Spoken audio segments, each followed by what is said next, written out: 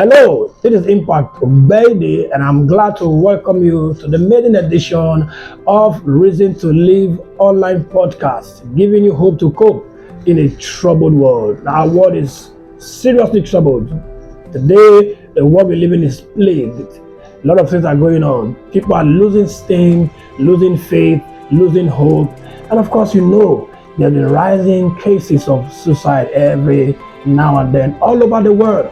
Now our mission is to give you one more reason to live. You have more than enough reason to live and be happy with your life. So get used to this space. You will see me here on your social media space on a regular weekly basis, dropping videos with a simple mission, simple mandate, simple assignment to inspire hope in you to cope in a troubled world, because the world is plagued, the world is troubled. And I welcome you to this edition. I tell you, you're going to be so inspired, you're going to be so blessed, and something good will happen to you. Now, we're looking at the focus.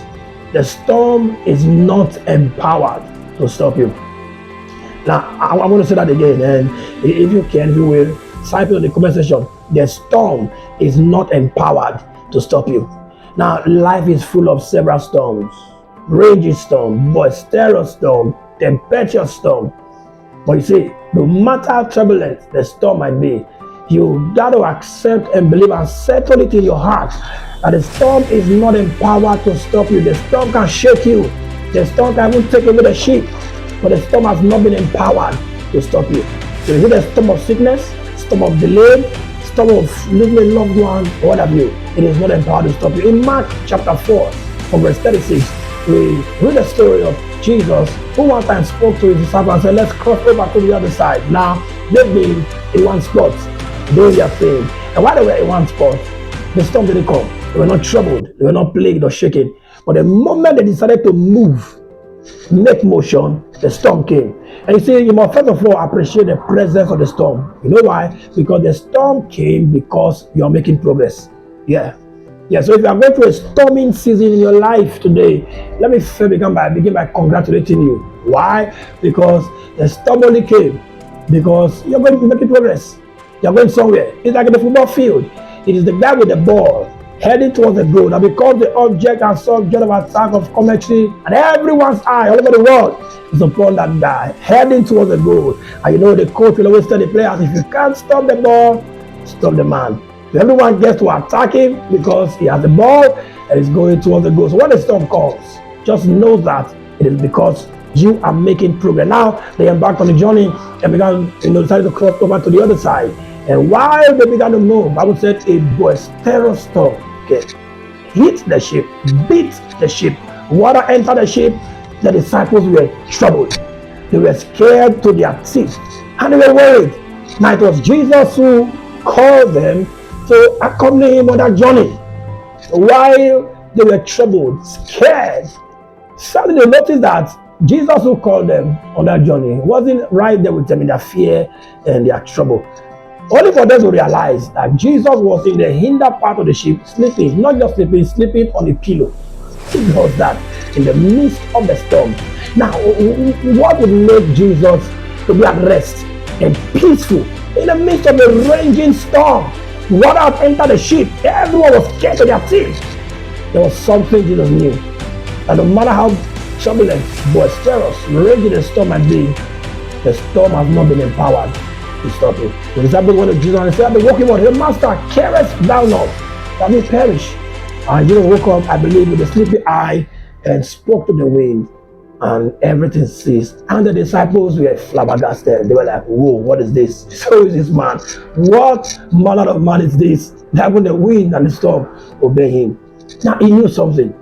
He knew that the water can enter, but the storm has not been empowered. And you know what happened in chapter 5 verse 1? Bible said, and they came over to the other side.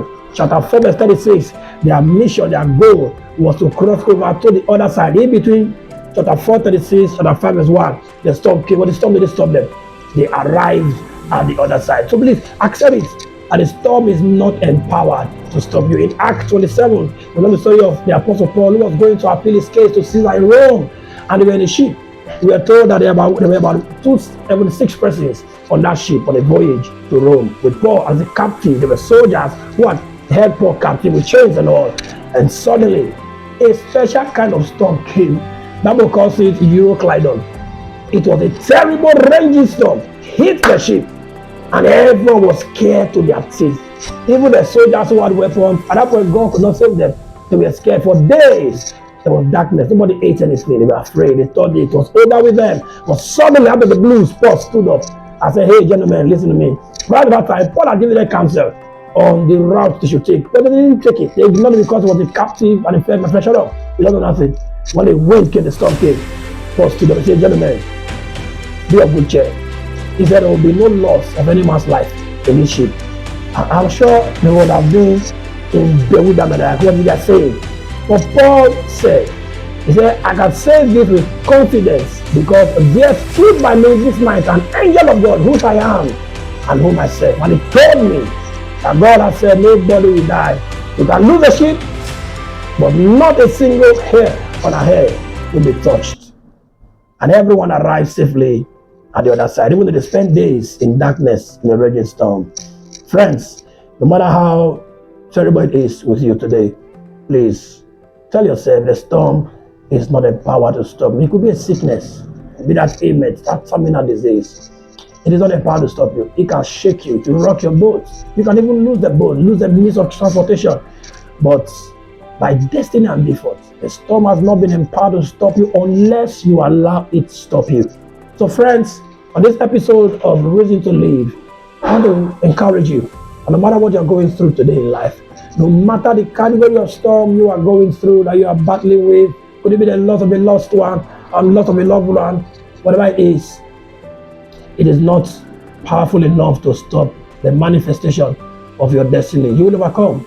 You will get to the other side of the storm. You will cross over. You will go through the phase, through the think and the thin. God will grant you grace to weather the storm.